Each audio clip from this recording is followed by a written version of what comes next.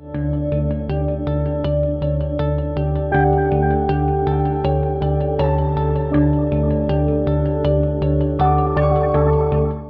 guest is Mark Cunningham, who is Senior Program Officer with the Black Sea Trust, which is supported by the German Marshall Fund, the Bosch Foundation, USAID, Charles Stewart Mott Foundation. That's right.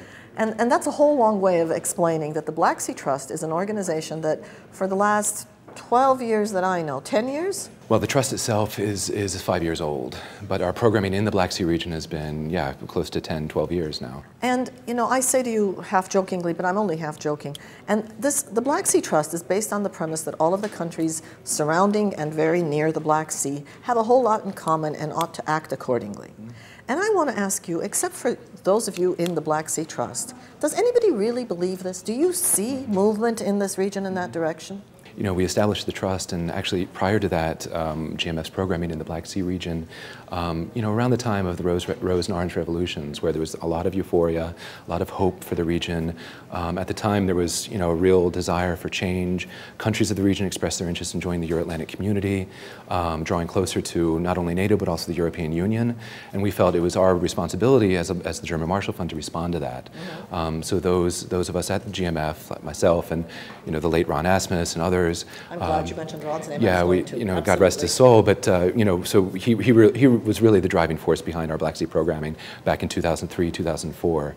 And since then, we've begun to develop our programming to focus on the Black Sea region as a coherent region, but a region that lacks a coherent strategy. So at the time, we felt that it was our responsibility to help the Europeans and Americans develop a coherent strategy or approach to the Black Sea region. So you're assuming this is, in fact, a coherent region? In as much as the Visegrad countries are a coherent region, or the Western Balkans, you know, one would argue that the Black Sea region certainly is less of a coherent region than the Western Balkans. You know, you can make historical arguments. But here, you know, things changed dramatically up until in 2008. Things changed very dramatically. I mean, you know, the coherent sort of approaching the region as a coherent region fell apart after the Georgia-Russian War in 2008.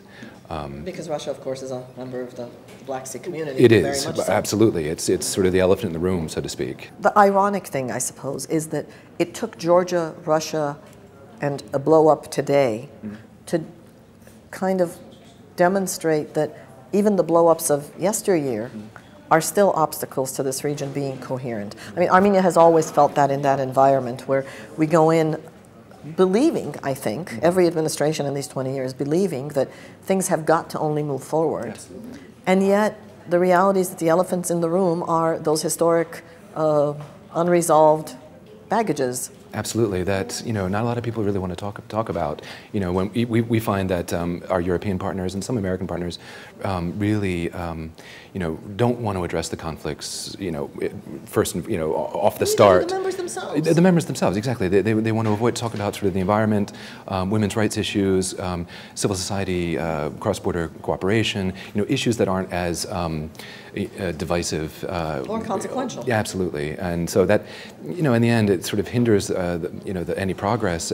You know, my take is that, you know, we should address the conflicts directly, get a dialogue started, even if it is track 2 or track 3, but sort of begin talking about and preparing the populations for, you know, the eventual resolution of these conflicts. At the end, that's exactly what needs to happen for any progress. You know, the premise has always been that even between countries that have conflictual past or present, that economic cooperation is somehow going to ease the way to political cooperation. Have you found examples of that in the Black Sea region that make us believe that this is going to get better? Well, we're currently on a 3-country study tour to the Southern Caucasus, and we've heard from various sources that, you know, on one hand, that's exactly right, that's the key. Yet the countries themselves haven't really created an environment that is conducive to small and medium-sized business development. There really isn't an open environment for businesses to thrive, whether it be corruption, whether it be sort of tax laws, whether it be sort of lack of reform within the business community. I mean, this is perhaps one of the major roadblocks, because you're right, I think economic development is the key.